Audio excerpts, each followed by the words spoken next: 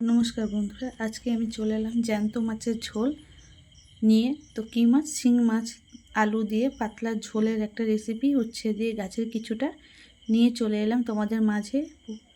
তো দেখো, শিং মাছগুলোকে কেটে ধুয়ে ভালো করে পরিষ্কার করে নিয়েছি। এর মধ্যে নুন হলুদ মাখিয়ে নেব। মাখিয়ে নেওয়ার পর ভেজে নেব। আর তারপর দেখো, এটা মাছের ডিম।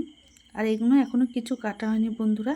তো কাটবো। শাক তুলে নিয়েছি, মাছগুলোকে ধুয়ে নিয়ে এসেছি পরিষ্কার করে। এবার এটাকে নুন হলুদ মাখিয়ে নেব। তো মাছগুলো ছোট ছোট করে পিস করে নিয়ে, মাছটা ভালোই বড় ছিল তো কেটে নিয়েছি। কেটে নেওয়ার পরে তোমাদেরকে দেখাচ্ছি। তারপর নুন হলুদটাকে ভালো করে মাখিয়ে নেব। প্রত্যেকটা মাছে যেন নুন হলুদটা ভালো করে লেগে যায়। তো এবার আমি মাছটাকে ভাজবো। দেখো, ভালো করে পরিষ্কার করে নুন হলুদ মাখানো হয়ে গেছে। এবার উনুন ধরিয়ে গরম করা বসে তেল দিয়েছি। এবার এই মাছগুলোকে দিয়ে দেবো। শিং মাছ কিন্তু ফাটে, এর জন্য তেল দেওয়ার পরে একটু নুন দিয়ে দেবে। নুন দেওয়ার পরে মাছগুলোকে দিয়ে দেবে। মাছগুলো আমি দিয়ে একটু চাপা দিয়ে দিয়েছিলাম, কারণ মাছগুলো ফাটছিল। তারপরে দেখো, চাপাটা খুলে মাছগুলো মোটামুটি ভাজা হয়ে গেছে। এবার আমি নামিয়ে নেবো। একবারেই সব মাছগুলো দিয়েছিলাম। এবার আমি মাছের ডিমটা ভাজবো। যেহেতু মাছের ডিমটা গলে গেছিলো কাটতে গিয়ে, তাই জন্য ওটাকে আমি দুটো শাক পাতার মধ্যে নিয়েছিলাম, যাতে মাছের ডিমটা আরও না ফাটে আর মাছ ডিমটা না চারিদিকে ছড়িয়ে যায়। তার জন্যে এটাকে এবার হালকা করে একটু চাপা দেবে কিছু, দেখবে ডিমটা খুব সুন্দর ভাজা হয়েছে, একটুও ফাটবে না আর চারিদিকে ছড়াবে না। তোমরা জানো শিং মাছও যেরকম ফাটে, শিং মাছের ডিমও সেরকম ফাটে। তো এবার এটাকে আমি উল্টে দিয়েছি চাপাটা খুলে। তারপরে এটাকে পেছন পাটটাকেও ভালো করে ভেজে নেব। শিং মাছটা অনেক বড় ছিল আর অনেক পেটে ডিম ছিল, তাই জন্য ডিমটাকে আমি পুঁইশাক পাতার মধ্যে দিয়ে হালকা করে ভেজে নিলাম। তোমরা লাউ পাতা থাকলে লাউ পাতাও দিতে পারো, আমি পুঁইশাক পাতা দিয়েছি। পুঁইশাক পাতা তাড়াতাড়ি ভালো হয়। তো এবার নামিয়ে নেবো। নামাতে গিয়ে দেখো উল্টে গেল, তবু নামিয়ে নিয়েছি। একটু চারিদিকে ছড়ায়নি। ডিমগুলো দেখো এরকম বড়ার মতন ভাজা হয়ে গেছে। এবার দেখো, সব মাছগুলো ডিমটাকে আমি ভেজে নিলাম। এবার চলো, এবার মাছটা তোমাদের রান্না করে দেখায়। আমার রান্নার ভিডিও যদি তোমাদের ভালো লাগে, অবশ্যই লাইক কমেন্ট শেয়ার করতে ভুলো না। আর ইউটিউব থেকে যদি তোমরা দেখে থাকো, অবশ্যই ফলো করে সাবস্ক্রাইবার ইউটিউব থেকে যদি তোমরা দেখে থাকো, অবশ্যই তোমরা সাবস্ক্রাইবার করে বেল আইকনটি অন করে দেবে আমার এরকম নিত্য নতুন গ্রামের রান্না দেখার জন্য। আর তারপরে তেল দিয়ে সেই কড়াতে আবার আলু ছেড়ে দিলাম, আলুটা একটু ভাজবো। আর এদিকে আমি ভাতও বসিয়ে দিয়েছি বন্ধুরা, তোমরা দেখতে পাচ্ছ। এবার এইগুলোকে আলুটাকে আমি ভালো করে ভেজে নেব। আলুতে কিন্তু শিং মাছের ঝোল কিন্তু দারুণ লাগে, খেতেও ভালো লাগে। আর এর কাঁচকলা দিয়ে করতে পারো। তো দেখো, এদিকে আজকে খুব উনুনটাকে জ্বালিয়েছি, প্রচণ্ড বৃষ্টি হচ্ছে। আর এই দেখো দেখো ছোটো ছোটো উচ্ছে, এগুলো আমার গাছের উচ্ছে, যেগুলো ছিল তুলে নিয়ে এসেছি অল্প করে কেটে নিয়ে। এবার এগুলোর মধ্যে দিয়ে দেবো। যেহেতু আলুটা অনেকটা ভাজা হয়ে গেছে, তারপর উচ্ছেটা দিয়ে দেবো। উচ্ছেটাকে ভালো করে ভেজে নেবো। ভেজে নেওয়ার পরে এবার সবজিটাকে আমি নামিয়ে নেবো। আলু আর উচ্ছেটা ভেজে নুন আর সামান্য হলুদ দিয়ে দেবে পরিমাণ মতো। কড়াটা নড়ছে।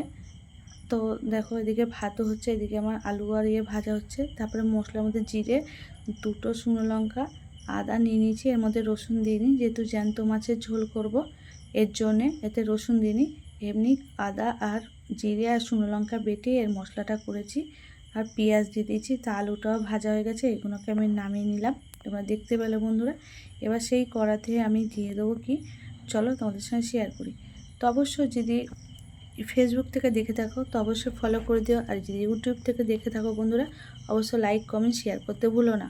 তোমার একটা শেয়ার কিন্তু আমাকে অনেক বন্ধুর কাছে পৌঁছে দিতে পারে। আর তোমাদের এত একটা কমেন্ট কিন্তু আমাকে অনেকটা উৎসাহ দেয় রান্না করার জন্যে। তারপর দেখো, ওই কড়াই আবার একটু তেল দিলাম। তেল দিয়ে এবার পেঁয়াজ ছেড়ে দেবো। পেঁয়াজ ছাড়ার পর কিছুটা কাঁচা লঙ্কাও দিয়ে দেবো। এটা কাঁচা লঙ্কা দিয়ে করেছি, একদম সাধারণ সিম্পল একটা রান্না, বেশি মশলা নেই, কম মশলার দারুণ একটা রেসিপি, যেটা স্বাস্থ্যের পক্ষে খুবই উপকার। আর তোমরা জানো শিং মাছ কতটাই উপকার। আর এরকম শিং মাছের ঝোল কিন্তু সত্যি খুবই ভালো লাগে খেতে। তা পেঁয়াজটা দেখো বাদামি রঙের ভাজা হয়ে গেলে এবার এর মধ্যে আমি দিয়ে দেবো টমেটো দিইনি, এটা যে মশলাটা বেটেছিলাম সেটা দিলাম। এতে টমেটো ছাড়াই আমি আজকে রান্না করেছি। আর এর মধ্যে দিয়ে দেবো পরিমাণ মতো নুন, পরিমাণ মতো হলুদ, পরিমাণ মতো জিরে তো দেওয়াই আছে, দিয়ে হলুদ নুন দিয়ে এবার ভালো করে মশলাটা কষিয়ে নেব। আমি ধনে গুঁড়ো দিইনি, জাস্ট আদা আর জিরে আর শুকনো লঙ্কা মশলা আর কাঁচা লঙ্কা। তো দেখো এবার একটু সামান্য জল দিয়ে এটাকে ভালো করে কষে নেব।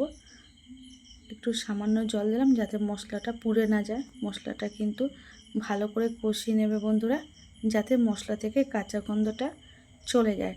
তো ভালো করে দেখো উনুনে আমি কষিয়ে নিচ্ছিলাম। মশলাটাতে যতক্ষণ কষাচ্ছিলাম, যতক্ষণ না মশলা থেকে তেলটা বের হয়, তার জন্য মশলাটাকে কষিয়ে তারপর আলু দিয়ে দিলাম, যেটা আমি ভেজে রেখেছিলাম। সব এক এক করে দিচ্ছিলাম। খুব গরম ছিল, ওর জন্য কিছুটা হাতে কিছুটা খুন্তিতে তুলে আমি দিচ্ছিলাম।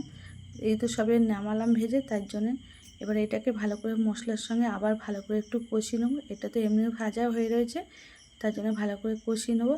কষিয়ে নেওয়ার পরে জল দিয়ে ফুটে উঠলেই মাছটাকে দিয়ে নামিয়ে নেবো। তো দেখো এক এক করে দিচ্ছি। তোমরা বলছো কী করছি, এক এক করে দিচ্ছি, খুব গরম ছিল তাই জন্যে। এবার দেখো এটাকে এবার ভালো করে এবার কষিয়ে নেবো বন্ধুরা। তা কার কার এরকম পাতলা শিং মাছের ঝোল খেতে ভালো লাগে অবশ্যই কমেন্ট করে কিন্তু জানাবে। তারপরে আবার একটু ভালো করে কষিয়ে নেবো যতক্ষণ না মশলাটা সব সবজির মধ্যে ঢুকে যায়। তার জন্য দেখো ভালো করে কষিয়ে নিলাম। কষিয়ে নেওয়ার পরে এবার জল দিয়ে দেবো। ওদিকে ভাতও ফুটে গেছে, ঢাকনাটাও নামিয়ে দিয়েছি। তো আমার মশলাটা ভালোভাবে কষানো হয়ে গেছে, তোমরা দেখতে পাচ্ছ মশলাটা। এবার আমি একটুখানি জল দিয়ে আবার একটু নেড়ে চেড়ে নেবো। নেড়ে চেড়ে নিয়ে এবার পুরো জলটা একটু মাখা মাখা হয়ে গেলেই আমি জল পুরো যতটা আমার ঝোল লাগবে ততটা দেবো। দেওয়ার পরে কিছুক্ষণ অপেক্ষা করব। তোমরা বেগুন দিয়েও করলে কিন্তু শিং মাছের ঝোল কিন্তু খুব ভালো লাগে, আলু বেগুন দিয়ে। তো দেখো মোটামুটি জল দিলাম, পাতলা ঝোল করব তাই জন্য একটু বেশি জল দিলাম। তোমরা যেরকম খাবে সেরকম একটু জল দিয়ে দেবে। তো দেওয়ার পরে দেখো বন্ধুরা এবার আমি ঝোলটা ফোটার অপেক্ষায় থাকলাম। ঝোলটা ফুটলেই নামিয়ে দেবো। দেখো ঝোলটা ফুটে উঠেছে, এবার আমি মাছগুলো আর ডিমটা দিয়ে দিলাম। এবার 2-3 মিনিট রেখে তোমরা নামিয়ে দেবে। এর মধ্যে তোমরা চাইলে ভাজা জিরেও দিতে পারবে, ভাজা জিরেটা দিলে টেস্ট হয়, কিন্তু আমি চিনি যেহেতু সিম্পল রান্না করব তাই জন্য। আলুটাও হয়ে গেছে দেখো, এবার আমি তরকারিটাকে নামিয়ে নেব। তো কেমন লাগলো আজকে আমার রান্নাটা অবশ্যই কমেন্ট করে জানিও। ভিডিওটা দেখার জন্য তোমাদের অসংখ্য ধন্যবাদ জানাই। তো দেখো আমার হয়ে গেল শিং মাছের ঝোলটা। এবার আমি কালারটা দেখো কত সুন্দর এসছে বন্ধুরা। এবার আমি নামিয়ে নেবো মাছের ঝোলটা। একদম গরম গরম ভাতের সঙ্গে কিন্তু এটা জমে যাবে। শিং মাছে আলু দিয়ে আর উচ্ছে দিয়ে পাতলা একটা ঝোলের রেসিপি।